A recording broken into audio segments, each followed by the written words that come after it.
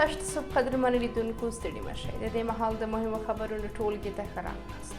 په سر کې د خبرونو سرټوکي. په نړیواله جنایي محکمه کې د طالبانو پر وړاندې د شکایت ثبت غبرګونونه د ملګرو ملتونو سرمنشي د دغې ډلې رژیم ځپونکی بللی. د ټي ټي پي په لیکو کې د طالبانو حضور یو طالب جنګیالی د خیبر پښتونخوا په شمالي وزیرستان کې د پاکستاني پوځیانو سره په نښته کې ووژل شو. طالبانو په بادغیس کې یو پخوانی سرتیری په ډزو ووژل. پر لبنان د اسرائیل برید ایران د لبنان په هکله د امنیت شورا د بیړنۍ غونډې غوښتنه وکړه. او په اوکراین کې پر یو روغتون د روسیې د بې پیلوټ الوتکې برید 10 کسان ووژل. بشپړ خبرونه.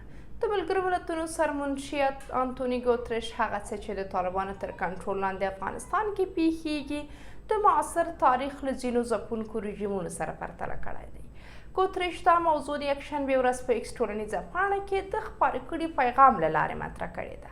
هغه زیاته کړې هغه څه چې په افغانستان کې پیښیږي کولی شو په معاصر تاریخ کې له ځینو ځپونکو رژیمونو سره پرتله کړو. د ملګرو ملتونو سرمنشي همداراز د هیوادونو او نړیوالو سازمانونو د هغې پریکړې چې پر افغان ښځو او نجونو د طالبانو لګېدلي محدودیتونه لرې کوي ملاتړ کړی دی. ورته مهال د افغانستان آزادۍ جبهې په نړیواله جنایي محکمه کې د طالبانو پر وړاندې د جرمني، استرالیا، هالند او کاناډا د شکایت ثبتېدو د هرکلي ترڅنګ وایي چې نړیواله ټولنه باید په بشري مسایلو کې انتخابي چلند ونه کړي. د دغې جبهې په وینا طالبانو په هیواد کې په پراخه کچه جنسیتي اپارټایډ پلي کړی دی. دې سره جوخت د افغانستان د ژغورنې لپاره د مقاومت عالي شورا د دغې طرحې هرکلی کړی او له ټولو هیوادوالو څخه یې غوښتي چې د دغې طرحې ملاتړ وکړي. د افغان ښځو عدالت غوښتونکي غورځنګ په نړیواله جنایي محکمه کې د طالبانو پر وړاندې د شکایت ثبتېدو هرکلی کړی او دا یې یو انساني کړنه بللې ده. یادونه ده چې تېره اونۍ د جرمني، استرالیا، کاناډا او هالند د بهرنیو چارو وزیرانو اعلان کړی و چې د طالبانو له لوري د جنسیتي تبعیض او د ښځو د حقونو د سرغړونو له کبله د دغې ډلې پر ضد په نړیواله جنایي محکمه کې شکایت ثبتوي. په کندوز کې د طالبانو ترمنځ سرچینې وایي چې د دغې ډلې یو جنګیالی په دې وروستیو کې د خیبر پښتونخوا په شمالي وزیرستان سیمه کې د پاکستاني پوځیانو سره په نښته کې وژل شوی دی. سرچینو د یکشنبې ورځ اشتسو ورځپاڼې ته منلي چې دا طالب جنګیالی قاري صفي الله نومېده او د لغمان اوسېدونکی و. د سرچینو د معلوماتو پر بنسټ نوموړی طالب جنګیالی د پاکستاني طالبانو تحریک یا ټي ټي پي په ملاتړ د دغه هیواد د پوځیانو پر خلاف جنګېده.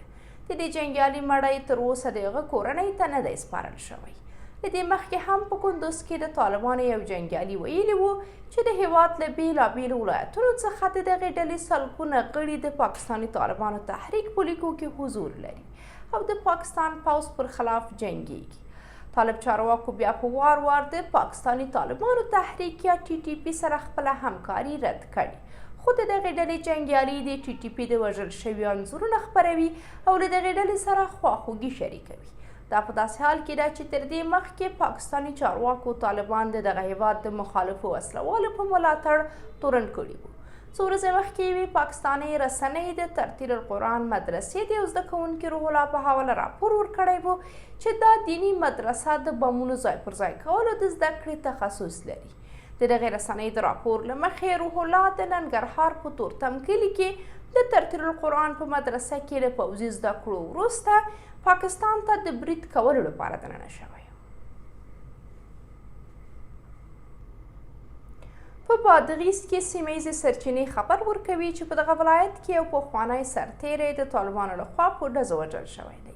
سرچینو اشتسو ورځپاڼې ته منلي چې د مخکیني دولت د پولیسو دا سرتیری د شنبې ورځ د بادغیس ولایت مرکز قلعه نوښار په چکرهای سیمه کې د طالبانو د استخباراتو لخوا وژل شوی دی.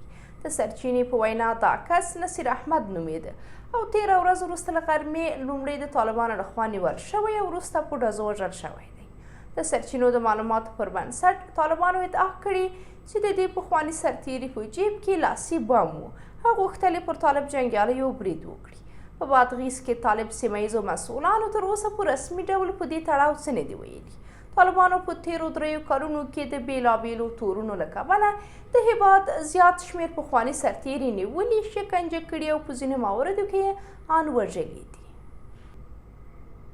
په ملګرو ملتونو کې د ایران دایمي استازي امیر سعید ایرواني د دغه سازمان سرمنشي انتونیو ګوتریش او د امنیت شورا دورهیز مشر سمویل زبوګر ته په یو استول شوي لیک کې د لبنان په هکله د دغه شورا د بیړنۍ غونډې د رابللو غوښتنه کړې ده. تسنیم خبري اژانس د شنبې ورځ راپور ورکړی چې د دې غوښتنې موخه پر لبنان او غزې د اسرائیل بریدونو ته پاملرنه ده. ایرواني په دې لیک کې لیکلي د ایران اسلامي جمهوریت له امنیت شورا څخه غوښتنه کوي چې د اسرائیل رژیم د ترهګریز یرغل او په لبنان او ټوله سیمه کې د دغه جګړه غوښتونکي رژیم د دوامدارو جنایتونو په هکله عاجله ناسته جوړه کړي او د جګړې بشپړ مخنیوی وکړي. د ایران دولت د نصر الله د مرګ له منلو وروسته په دغه هیواد کې 15 ورځې ماتم اعلان کړی دی. همداراز د ایران مذهبي مشر آیت الله خامنه‌ای او د دغه هیواد ولسمشر مسعود پزشکیان د حزب الله مشر وژنه غندلې ده. د لبنان حزب الله مشر له وژل کېدو وروسته دغې ډلې د فلسطین پر اشغالي سیمو د راکټي او بې پیلوټ الوتکو د بریدونو پر دوام ټینګار کړی دی. نړیوالو رسنیو راپور ورکړی چې په اوکراین کې پر یو روغتون د روسیې د بې پیلوټ الوتکې د برید په ترڅ کې 10 کسان وژل شوي دي. د رویټرز خبري اژانس د راپور پر بنسټ دا برید شنبې ورځ سهار وختي د اوکراین په شمال ختیځ کې د سومي په ښار کې شوی دی. رویټرز لیکلي چې په دې برید کې لږ تر لږه 22 کسان ټپیان شوي هم دي. د راپور له مخې روسیې په 45 دقیقو کې د 2 بې پیلوټ الوتکو په وسیله د بالینې سنټ پلنټلیمون روغتون په نښه کړی دی. د 5 ټپیانو روغتیایي حالت د اندېښنې وړ ښودل شوی دی.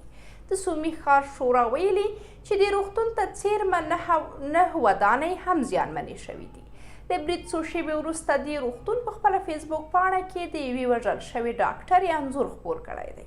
د یادونې ده چې د بشرپالنې نړیوال قانون له نظره په هیڅ ډول شرایطو کې باید پر ملکي روغتیایي مرکزونو بریدونه ونه شي.